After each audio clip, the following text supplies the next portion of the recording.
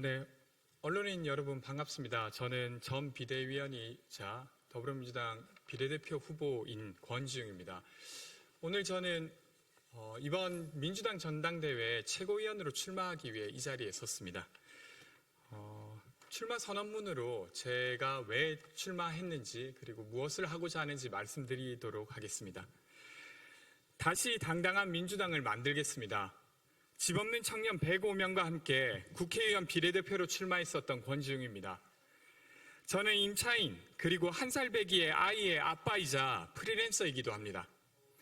저는 누구나 겪는 경험이라고 치부되었던 청년들의 주거불안 문제를 사회의 문제로 처음 꺼냈던 사람입니다.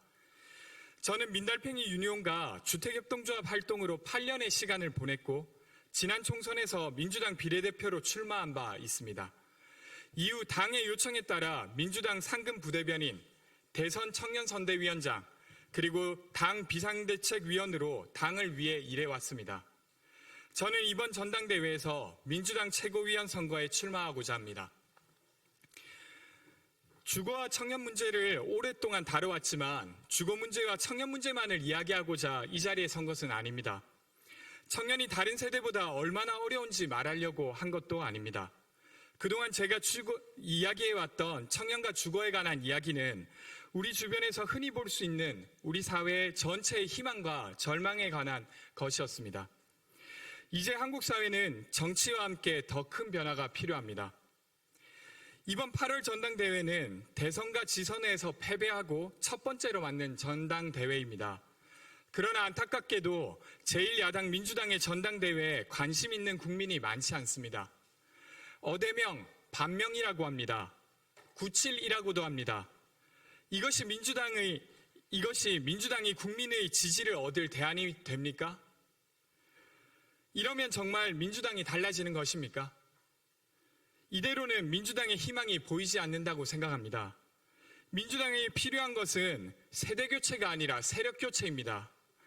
민주당이 다시 보통의 사람들의 민주당으로 나아갈 때 비로소 더 많은 시민들과 함께 하는 정당, 국민 속에서 이기는 정당이 될 수 있습니다.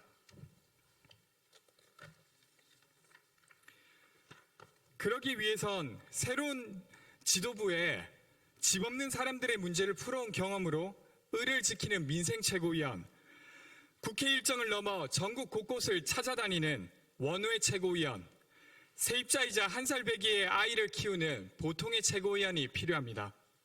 이런 최고위원 한 명쯤은 있어야 하지 않겠습니까?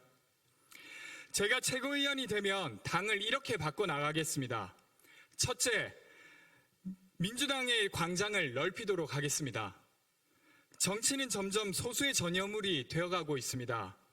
투표권은 모든 시민에게 동등하지만 현실의 정치는 1인 가구보다는 4인 가구에게, 세입자보다는 주택 소유자에게, 비정형 노동자보다는 정규직 노동자에게 친숙하고 가깝습니다. 시민 각각이 가진 정치의 목소리의 크기를 각게 맞추려 노력하는 것, 그것이 민주화 이후 민주당에게 주어진 가장 중요한 민주주의의 과제입니다. 부모에게 물려받지 못한 청년, 그리고 가난해진 중장년의 주거 문제, 돌봄 문제, 비정형 노동 문제 등 이런 문제들을 민주당 가까이로 초대해야 합니다. 둘째로 책임지는 야당을 만들겠습니다. 윤석열 정부는 민생을 내팽개치고 과거로 회귀하고 있습니다. 시민의 삶과 민주주의를 위협하는 윤석열 정부에 맞서 싸워야 합니다. 그러나 정부와 여당의 실패에 박수를 보낼 수는 없습니다. 이 위기는 정부 여당의 위기가 아니라 대한민국 전체의 위기이기 때문입니다. 선출된 정부로서 윤석열 정부를 존중하고 견제하는 것은 견제하고 협업할 것은 협업하는 책임 야당을 만들겠습니다. 셋째로 당당한 민주당이 되어야 합니다.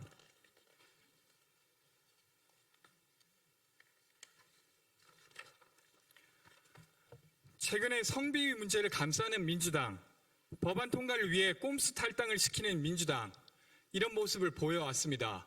많이 부끄럽습니다. 우리 민주당은 독재와 싸워 대통령 직선제를 이뤄내고 죽음을 건 단식을 통해 지방자치제를 부활시킨 정당입니다. 민생을 지키기 위해 현장을 누비며 다양한 개혁 아젠다를 만들어왔고 인권과 차별 문제를 근본적으로 해결할 차별금지법 제정의 필요성을 주장한 것도 바로 우리 민주당입니다. 하지만 지금은 어떻습니까?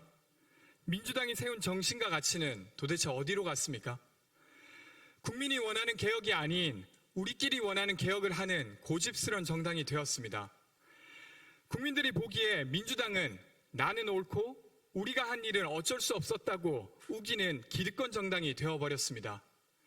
저는 지난 4월 비대위원으로 검찰개혁을 대선 패배 직후에 몰아붙인 것과 꼼수 탈당 조치를 공개적으로 비판하였습니다. 당시 이 사안은 당내 저와 다른 의견을 가지신 분들이 많이 있어서 쉽게 이야기하기는 어려운 주제였습니다만 필요한 이야기라 생각했습니다.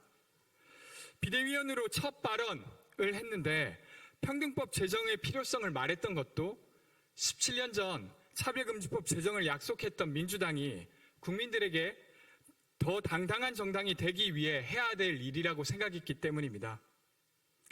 아무리 정치가 유연하다고 하나 원칙을 스스로 버리는 정당에게 국민들이 신뢰를 줄 리 없습니다.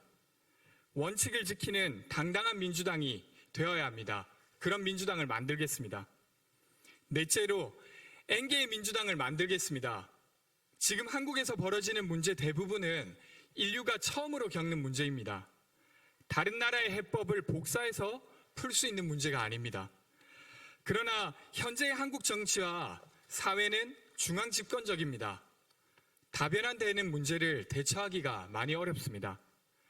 아래로부터 그리고 여러 지역으로부터 다양한 해법을 찾고 실행해야 합니다.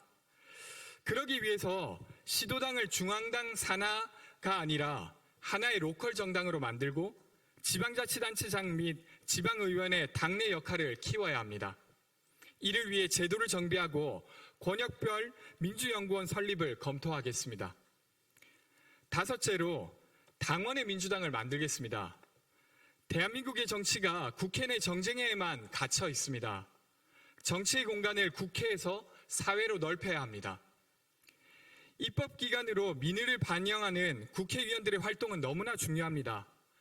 그러나 그것이 정치의 유일한 시작점이 되어서는 안 됩니다. 다양한 층의 목소리를 들어야만 합니다.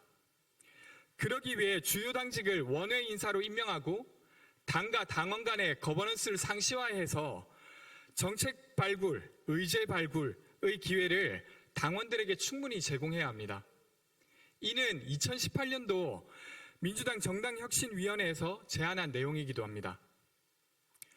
저는 최고위원에 출마하기까지 많은 고민이 있었습니다.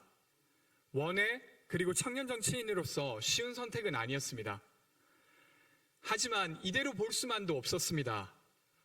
저도 전당대회에서 할 수 있는 것을 하겠습니다. 무엇보다 이번 전당대회로부터 상대를 적으로 여기는 민주당 내 혐오 정치를 끊어내고 다양한 비전과 정체성을 토론하는 장으로 만들어내겠다는 약속을 한 명의 후보자로서 드립니다. 저는 그 토론을 을을 지키는 민생 최고위원, 당사자가 주체가 되는 외연 확장 최고위원, 현장에 집중하는 원외 최고위원 후보로 함께하겠습니다. 선거 기간 동안 최선을 다하겠습니다. 새로운 민주당의 가능성을 열어내겠습니다. 감사합니다. 고맙습니다.